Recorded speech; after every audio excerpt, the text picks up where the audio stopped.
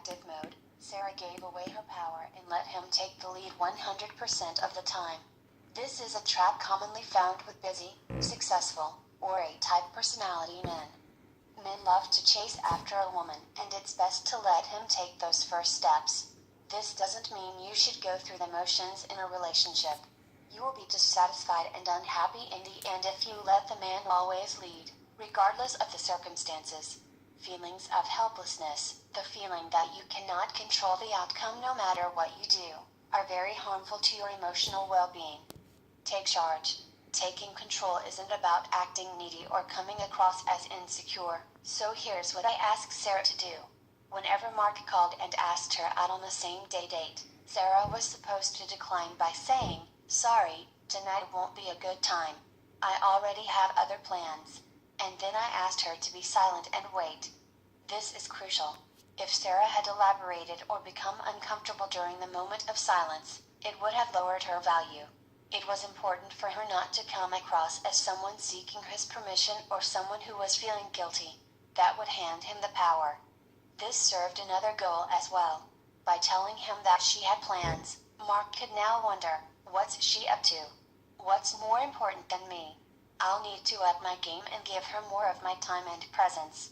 This strategy was not based on a hunch. I've been coaching women since 2008 and have seen this work countless times. Men always value what they have to work for.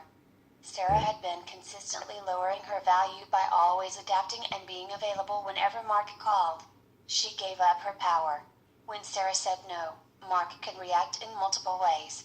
He might have asked for an explanation or made a big deal about her continuing to say, "I'm busy" whenever he called for a last-minute date, thus presuming she would be free, or worse, would adapt her schedule to fit with his.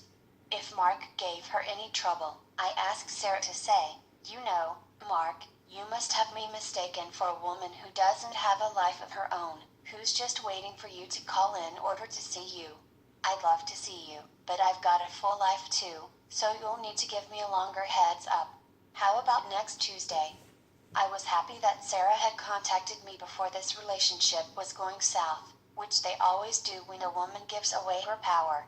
She was able to turn things around, avoid the other traps I'll talk about in this book, and is still in a happy relationship with Mark as of this writing. He's still very busy, but he never takes her for granted and continues to treat her with respect, gives her affection, and gladly includes her as a top priority in his full agenda. Your love life is an important aspect of your life, and you should not give that power away, ever. As you'll learn later in this book, it remains important to allow the man to chase you first. You'll often hear me say men are supposed to do the chasing, and that remains crucial. Allowing him to chase you doesn't mean you need to hand over the steering wheel. When you don't give away your power, you'll simultaneously allow and force him to chase you more. Never adapt to a man who doesn't adapt to you. Never change plans for a man who doesn't change his plans for you. Please know that many smart women fall into this trap because they are blinded by love. They prefer to get a very small piece of him instead of getting nothing at all. That seems logical, but any woman who's prepared to sit by the sidelines will be perceived as low value, especially by high-value men like Mark.